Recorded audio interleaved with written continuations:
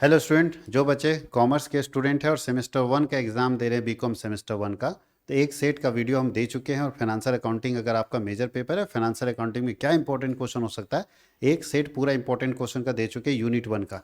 आज हम लोग यूनिट 2 में इंपॉर्टेंट क्वेश्चन क्या हो सकता है वो हम देने जा रहे हैं। मैं फिर आपको बता दूं कि मैं न्यूमेरिकल क्वेश्चन नहीं बताऊंगा, क्योंकि जो बच्चे साल भर नहीं पढ़े, 6 महीना नहीं पढ़े, उनका न्यूमेरिकल क्वेश्चन ऐसे भी उनसे नहीं बनने वाला। और जो हमारे पास पेड कोर्स लिए हुए उनको तो हमने पढ़ाया ही है अपने एप्लीकेशन के ऊपर। तो ऐप पे जाइए और फिर से एक बार रिवाइज कर लीजिए, न्यूमेरिकल क्वेश्चन आएगा ही आएगा। और वो चैप्टर्स आपके लेक्चर 1 में मैंने बता भी दिया कि कौन कौन से चैप्टर से न्यूमेरिकल आने का चांस ज़्यादा है। वो सारे चैप्टर को एक बार फिर से रिवाइज कर लीजिएगा ताकि आप न्यूमेरिकल क्वेश्चन अटेम्प्ट कर पाएँ।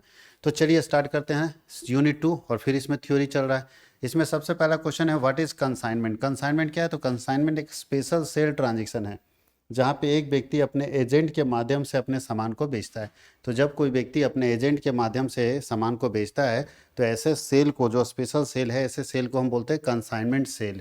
यहाँ पे दो पार्टी होता है, कंसाइनर और कंसाइनी। देखिए लिखा है, कंसाइनर वह व्यक्ति होता है जो माल बेचने के लिए भेजता है, जो अपना सामान बेचने के लिए भेजता है। जो माल का ओरिजिनल मालिक है वो कंसाइनर होता है, और जिसको बेचने के लिए भेजा जाता है उसको कंसाइनी कहते हैं। ठीक है। ऑनरशिप, यहाँ पे कुछ कुछ बात लिखा है कि ऑनरशिप क्या होता है। तो ऑनरशिप का मतलब मालिकाना हक, जो सामान का ओरिजिनल मालिक है। रिस्क ऑनर के पास होता है, कंसाइनर के पास होता है। रेमुनरेशन, जो कंसाइनी मेहनत करता है उसके बदले में कंसाइनी को कमीशन मिलता है। खर्च क्या होता है? तो भैया जो खर्च होता है कंसाइनर या कंसाइनी पे करेगा सामान को बेचने में। एक होता है प्री परफॉर्मा। क्या होता है प्री परफॉर्मा का मतलब? क्या हुआ? तो प्री परफॉर्मा का मतलब है कि जब कंसाइनर को माल बेच देता है तो एक अकाउंट सेल भेजता है। अकाउंट सेल का मतलब है कि कौन माल कितने तारीख को कितने रेट में बिका है, इसका पूरा विवरण भेजता है। कंसाइनी भेजता है कंसाइनर को। अब लिखा है कंसाइनर कौन है? तो कंसाइनर वह व्यक्ति है जो माल बेचने के लिए, प्रेषण पर माल बेचने के लिए भेजता है। अगर हम अपना माल दिल्ली के किसी एजेंट को बेचने के लिए भेजते हैं तो हम कंसाइनर हुए और वो एजेंट कंसाइनी हुआ है। ठीक है। तो कंसाइनर कौन हुआ? जो व्यक्ति अपना माल बेचने के लिए एजेंट को भेजता है। जो माल का ओरिजिनल मालिक होगा उस कंसाइनर होगा। ठीक है। क्या होगा? कंसाइनर होगा। कंसाइनी कौन होगा? तो जो दूसरे का माल बेचने के लिए अपने पास मंगाता है, जो एजेंट होता है उसको कंसाइनी बोलते हैं। जो व्यक्ति एजेंट होता है, जो दूसरे का माल बेचने के लिए अपने पास मंगाता है, वो कंसाइनी होता है। कंसाइनी क्या करता है? माल बेचता है और अपना कमीशन काटता है। कंसाइनी क्या होता है? माल बेचता है और अपना कमीशन काटता है।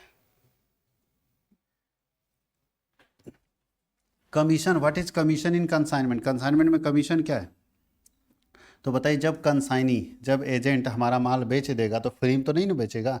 उसके बदले में मेरा जितना माल बेचेगा उसके बदले में वो हमसे पैसा लेता है, और वो सैलरी नहीं लेता है। एजेंट कभी भी सैलरी नहीं लेता है। सैलरी पे जो काम करता है उसको स्टाफ बोलते हैं, उसको वर्कर बोलते हैं, उसको एम्प्लॉई बोलते हैं। एजेंट नहीं बोलते। एजेंट जब भी काम करेगा तो कमीशन पर काम करेगा।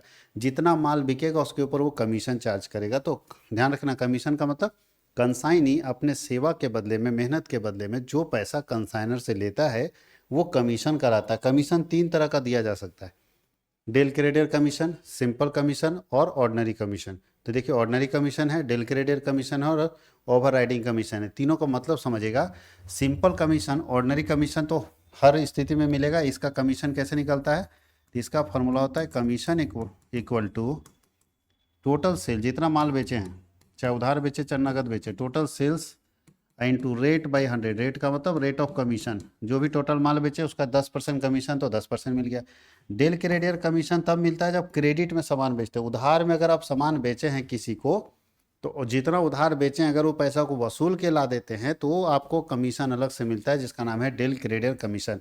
डेल क्रेडियर कमीशन उधार बिक्री का जो जोखिम है, मतलब उधार बेच दिए तो वसूलेगा कौन? तो वसूल के लाने के ऊपर जो कमीशन मिलता है उस कमीशन को बोलते हैं डेल क्रेडियर कमीशन। और ओवर राइडिंग कमीशन क्या होता है? तो जब मालिक, मान लीजिए हम अपने एजेंट को दिल्ली में बेचने के लिए भेजे 100 रुपये का रेट में सामान, और मेरा एजेंट बोले सर 120 में बेच देंगे। हम 100 में ही बोल रहे हैं, 100 में ही बेच दो, वो 120 में बेच रहा है। तो मेरा जितना सरप्लस सेल, जितना एक्स्ट्रा रुपीज का सेल करेगा उसके ऊपर एक्स्ट्रा कमीशन हम उसको देते हैं। फिर लालच देंगे, ठीक है तुम बेचो 120 में, तुमको ज़्यादा कमीशन देंगे। तो याद रखिएगा, सरप्लस सेल के ऊपर यानी एक्स्ट्रा सेल जो हम करते हैं उसके ऊपर जो कमीशन मिलता है उसको बोलते हैं डेल क्रेडियर कमीशन। ये जब भी मिलेगा तो निर्धारित मूल्य से अधिक माल की, निर्धारित मूल्य से अधिक मूल्य पर बिक्री करने पर मिलेगा। जो निर्धारित मूल्य उससे ज़्यादा में बेचेगा तो आपको अलग से कमीशन मिलेगा, जिसका नाम है ओवर राइडिंग कमीशन। देखिए, अभी डेल क्रेडियर कमीशन क्या होता है बता चुके आपको। ये उधार बिक्री जो हम मार्केट में कर देते हैं उसको वसूलने के लिए कमीशन मिलता है। डील क्रेडिट कमीशन, ठीक है। एबनॉर्मल लॉस क्या होता है कंसाइनमेंट में, ध्यान रखिए दो तरह के लॉस होते हैं, नॉर्मल और एबनॉर्मल। नॉर्मल मतलब होंगे ही होंगे, उसको कोई रोक नहीं सकता। अब आप बिजनेस चला रहे हो, थोड़ा मोड़ा नुकसान होता है। मान लो चाय का दुकान है तो भाई एका को कप टूट ही जाएगा, 10 15 20 दिन में। एक गिलास अचानक गिर गया हाथ से, टूट गया, तो ये तो नॉर्मल है, होना ही होना है। अगर आप कांच का गिलास लेके जा रहे हो टूटेगा ही टूटेगा। लेकिन एक महीने में 10 गिलास टूट जाए, ये एबनॉर्मल कहलाता है। बोलता है कि जानबूझ के तोड़ रहा है। तो एबनॉर्मल लॉस का मतलब है ऐसा लॉस जो मैनेजमेंट की गलती के कारण होता है, ऐसा लॉस जो मैनेजमेंट की गलतियों के कारण होता है, वैसे लॉस को एबनॉर्मल लॉस कहते हैं। और जो होगा ही होगा, जिसको कोई कंट्रोल नहीं कर सकता, उसको बोलते हैं नॉर्मल लॉस। तो एबनॉर्मल लॉस ऐसे लॉस होंगे जो मैनेजमेंट के गलतियों के कारण होगा। मैनेजमेंट की गलती के कारण जो लॉस होते हैं, उस लॉस को हम बोलते हैं एबनॉर्मल लॉस।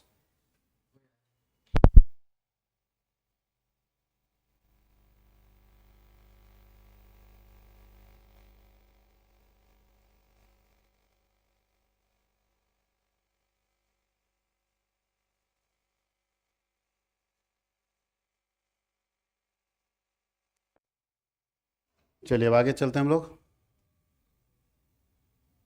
अगला क्वेश्चन है what is joint venture. Joint venture का मतलब होता है ये पार्टनरशिप है, टेम्परेरी पार्टनरशिप। जब हम लंबे समय तक पार्टनरशिप नहीं बनाना चाहते, हम चाहते हैं 5 साल के लिए केवल पार्टनरशिप हो, या किसी एक उद्देश्य के लिए पार्टनरशिप हो। मान लो हमको एक पुल बनाने का ठेका मिला और हम चाहते हैं कि जब तक पुल बन रहा है तभी तक हमारा कोई पार्टनर रहे। तो वैसी स्थिति में हम पार्टनरशिप बिजनेस नहीं खोलते, तब हम ज्वाइंट वेंचर खोलते हैं। ज्वाइंट वेंचर को टेम्पररी पार्टनरशिप बोला जाता है। देखिए लिखा है, a joint venture is a temporary partnership formed for 2 और मोर पर्सन, दो या दो से अधिक व्यक्ति मिलके टेम्पररी पार्टनरशिप, यानी कुछ समय के लिए। एक उद्देश्य पूरा होगा, पार्टनरशिप ऑटोमेटिक खत्म हो जाएगा। पार्टनरशिप अगर बनाएंगे ना तो जाके डिजॉल्व करना पड़ेगा, कोर्ट में बंद कराना पड़ेगा। ज्वाइंट वेंचर अपने आप खत्म हो जाता है, ऑटोमेटिक खत्म हो जाता है। तो ये टेम्पररी पार्टनरशिप होता है ज्वाइंट वेंचर, याद रखिएगा। यहाँ पे दो या दो से अधिक लोग मिलकर किसी एक उद्देश्य के लिए एक साथ जुड़ते हैं, उद्देश्य पूरा होने के बाद अपने आप अलग अलग हो जाते हैं। तो ऐसे कंसेप्ट को हम बोलते हैं ज्वाइंट वेंचर, जहाँ पे देखिए लिखा है ना कि विशेष उद्देश्य होता है, इसमें पार्टी इन्वॉल्व होता है, इसमें प्रॉफिट लॉस शेयरिंग होता है, सब कुछ पार्टनरशिप जैसा है। बस पार्टनरशिप में यहाँ वहाँ पे फर्म का नाम होता है, पार्टनरशिप बिजनेस में फर्म का नाम रखना पड़ता है, यहाँ फर्म का कोई नाम नहीं होता है, ठीक है।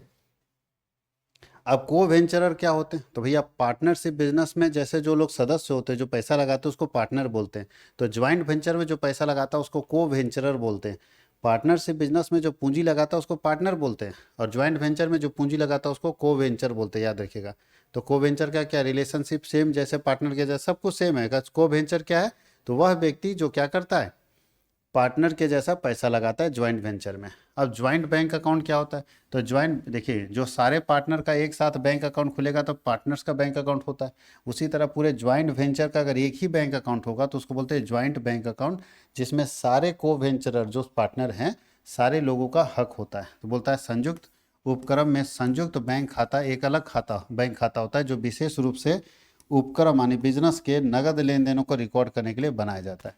जो ज्वाइंट वेंचर में नगद लेन देन होंगे, उन नगद लेन को लिखने के लिए जो हम लोग खाता बनाएंगे उसको हम लोग बोलते हैं ज्वाइंट बैंक अकाउंट। क्या बोलेंगे, ज्वाइंट बैंक अकाउंट। इसमें क्या होगा, शुरुआत में सारे को वेंचरर पैसा लगाएंगे, फिर इसमें पेमेंट रिसिप्ट आते जाएगा, उसके बाद इसका पूरा कंट्रोल जो है सारे लोगों के पास होगा, ऑपरेशन सारे लोग करेंगे, और लास्ट में खाता इसका बंद कर सकते हैं।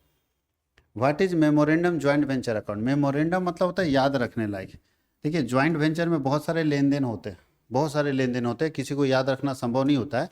तो वो लोग क्या करता है कि मेमोरेंडम ज्वाइंट वेंचर अकाउंट खोलता है और उसमें लिख देता है याद रखने के लिए कि हाँ ये सारे लेन देन हुए, फिर बाद में उसको फाइनल अपना जो अकाउंट बनाता है उसमें लिखता है। तो जो मेमोरेंडम ज्वाइंट वेंचर अकाउंट में हम क्या करते हैं कि जो हमको भूलने का डर होता है उसको एक जगह पे रिकॉर्ड कर देते हैं, उसी को बोलते हैं मेमोरेंडम। मेमोरेंडम मतलब याद रखना, स्मारक बोलते हैं इसको हम लोग हिंदी में।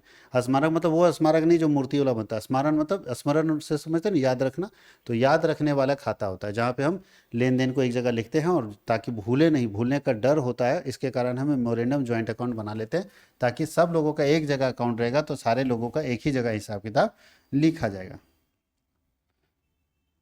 Explain the meaning and features of consignment business. Consignment business का मीनिंग अभी तो बता चुके। कंसाइनमेंट एक स्पेशल सेल ट्रांजेक्शन होता है जहाँ पे एक व्यक्ति अपने माल एजेंट को बेचने के लिए भेजता है, एजेंट माल बेचता है, बेच देता है, उसके बाद अपना खर्चा और कमीशन काट के पैसा मालिक को भेज देता है। यही है कंसाइनमेंट का सेल।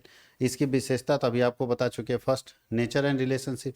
यहाँ पे जो एजेंट है और मालिक के बीच में प्रिंसिपल और एजेंट का रिलेशन होता है। यहाँ पे हम अपने एजेंट को सामान का पोसेशन दे देते हैं बट ओनरशिप नहीं देते हैं। बियरिंग ऑफ एक्सपेंसेस, बताइए हम अपना एजेंट को दिल्ली में सामान बेचने के लिए भेजे तो सारा खर्चा हमको यानी कंसाइनर को सहना पड़ेगा। रिस्क फैक्टर, सारा रिस्क कंसाइनर का है। रेमुनरेशन, याद रखिएगा कंसाइनी मेरा सामान बेच दे रहा है, उसके बदले में क्या सैलरी दे रहे हैं? नहीं, उसके बदले में क्या लेगा? कमीशन लेगा हमसे।